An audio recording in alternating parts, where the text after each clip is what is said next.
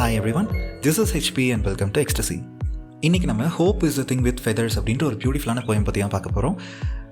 இந்த போயமோட பேஸ் என்னென்னா, உங்களோட மனசுக்குள்ளே வந்துட்டு ஒரு பறவை உட்காந்துட்ருக்கு, ஓகேவா? அது வந்து உங்ககிட்ட பேசிக்கிட்டே இருக்குது, பாடிக்கிட்டே இருக்குது, ரைட்? இதை மட்டும் மைண்டில் வச்சுக்கோங்களேன். இதுதான் இந்த போயமோட பேஸ். இந்த போயமோட ஃபர்ஸ்ட் லைனில் என்ன சொல்கிறாங்கன்னா, நம்பிக்கை வந்துட்டு ஒரு பறவையோட கம்பேர் பண்ணுறாங்க. ஹோப் அப்படின்றது ஒரு பேர்டு மாதிரி. அது வந்து என்ன பண்ணுதுன்னா, நம்மளோட மனசில் வந்து உட்காந்துட்ருக்கு, நம்மளோட சோலில் வந்து அது உட்காந்துட்ருக்கு அப்படின்னு சொல்கிறாங்க. அண்ட் நெக்ஸ்ட் லைனில் என்ன சொல்கிறாங்கன்னா, அந்த உட்காந்துட்ருக்க பறவை இருக்கு இல்லையா, அது வந்துட்டு வார்த்தைகளே இல்லாத ஒரு டியூன் வந்து பாடிட்டுருக்கு, ஒரு மியூசிக் வந்துட்டு பாடிட்டுருக்கு அப்படின்றாங்க. ஓகே, இந்த இடத்துல அவங்க டியூன் அப்படின்னு எதை மீன் பண்ணுறாங்கன்னா, நம்மளோட மைண்ட் வாய்ஸ். லைக் நம்ம ரொம்ப கஷ்டமான சுச்சுவேஷன்ஸில் இருக்கும்போதோ, இல்லை நம்ம தெரிஞ்ச ஏதாவது ஒரு தப்பு பண்ணும்போதோ, இல்லை ஏதாவது ஒரு புதுசாக ஒரு விஷயத்தை ட்ரை பண்ணும்போதோ நமக்குள்ளேயே ஒரு மைண்ட் வாய்ஸ் கேட்டுகிட்டே இருக்கும்ல, அதை தான் வந்துட்டு இந்த பறவையோட டியூன் அப்படின்னு சொல்லி இந்த போயமில் சொல்கிறாங்க. அண்ட் அப்படி பாடிட்டு இருக்க அந்த பறவையோட டியூன் வந்துட்டு எப்போவுமே நிற்கிறதே கிடையாது. அண்ட் அது வந்து எப்போவுமே நம்மகிட்ட ஏதாவது சொல்லிக்கிட்டே இருக்கும், அது எப்போவுமே நிற்காது அப்படின்னு சொல்லி இந்த ஸ்டாண்ட்ஸால் சொல்கிறாங்க. இதே போயமோட அடுத்த ஸ்டாண்ட்ஸில் என்ன சொல்கிறாங்கன்னா, பயங்கரமான காற்றடிக்கும் போது கூட இந்த பறவையோட வாய்ஸ் வந்து எங்களால் கேட்க முடியும் அப்படின்றாங்க. பிகாஸ் பயங்கரமாக காற்றடிக்கிற டைமில் வந்து நமக்கு வேறு எதுவுமே கேட்காது, அந்த காற்றோட சவுண்ட் மட்டும் தான் கேட்டுட்ருக்கோம் இல்லையா?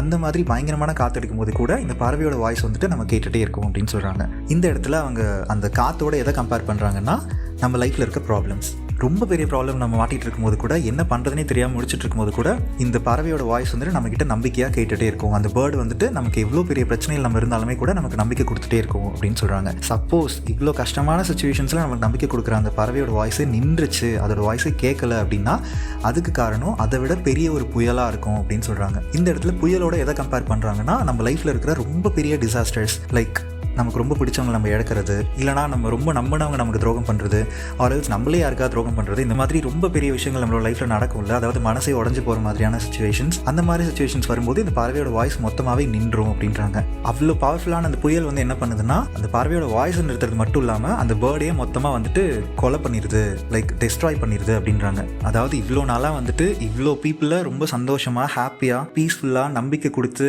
ஒரு மாதிரி ஜாய்ஃபுல்லாக வச்சுட்டு இருந்த நம்பிக்கைன்ற அந்த அழகான பேர்டை வந்துட்டு இந்த புயல் வந்துட்டு மொத்தமாக காணாமல் ஆக்கிடுது, மொத்தமாக வந்து டெஸ்ட்ராய் பண்ணிட்டு போயிடுது அப்படின்றாங்க. இந்த போயமோட லாஸ்ட் ஸ்டாண்ட்ஸில் என்ன சொல்கிறாங்கன்னா, போயிட்டே வந்துட்டு பேசுகிற மாதிரி சொல்லியிருக்காங்க. நான் இந்த பறவையோட வாய்ஸ் வந்து எங்கெங்கெல்லாம் கேட்டிருக்கேன் அப்படின்னா, பயங்கரமான சில்லஸ்ட் லேண்ட்ஸில் கூட கேட்டிருக்கேன் அப்படின்றாங்க. இந்த இடத்துல லேண்ட் அப்படின்றது வந்துட்டு அவங்களோட மைண்ட் செட்டு தான் சொல்கிறாங்க. சில்லஸ்ட்ன்றது ஒரு இறக்கமே இல்லாத ஒரு நிலைமையை குறிக்குது, ஓகேவா? ஸோ சில்லஸ்ட் லேண்ட்னா ஒரு இறக்கமே இல்லாத மைண்ட் செட்டில் நானே இருக்கும்போது கூட என்னோட மனசுக்குள்ளே வந்துட்டு அந்த பறவை உட்காந்து பாடிட்டே இருந்திருக்கு, பேசிகிட்டே இருந்திருக்கு, ஒரு அட்வைஸ் பண்ணுற மாதிரி வந்துட்டு இது பண்ணாத, இது செட் ஆகாது, இது தப்பாயிடும் அப்படின்னு எனக்கு வந்து அந்த பறவை என்கிட்ட பேசிகிட்டே இருந்திருக்கு அப்படின்ட்டு இருக்காங்க.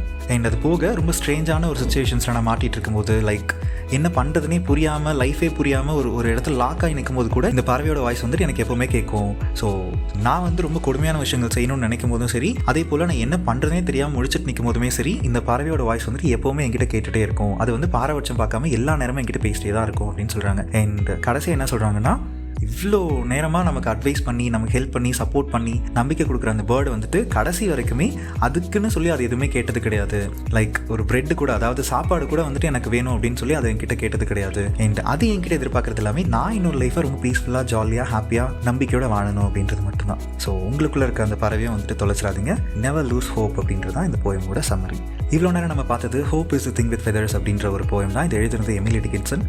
இந்த போயம் உங்கள் எல்லாருக்கும் ரொம்ப நல்லாவே புரிஞ்சிருக்குன்னு நம்புறேன். அப்படி புரிஞ்சிருந்ததுன்னா ஒரு சின்ன லைக் மட்டும் பண்ணிடுங்க. பிகாஸ் நீங்கள் பண்ணுற ஒரு லைக்குமே இந்த வீடியோ இன்னும் நிறைய பேருக்கு போய் சேர்கிறதுக்கு பயங்கரமாக ஹெல்ப் பண்ணும். அண்ட் இதே போல் உங்களுக்கு வேறு ஏதாவது போயம்ஸ் வேணும், ட்ராமா வேணும், இல்லை ஷார்ட் ஸ்டோரிஸ் வேணும்னா கீழே கமெண்ட்டில் சொல்லுங்கள். முடிஞ்ச வரைக்கும் சீக்கிரமாக நான் வீடியோ பண்ண ட்ரை பண்ணுறேன். அண்ட் நீங்கள் இப்போ தான் ஃபஸ்ட் டைம் நம்ம சேனலுக்கு வரீங்கன்னா மறக்காமல் சப்ஸ்கிரைப் பண்ணிக்கோங்க.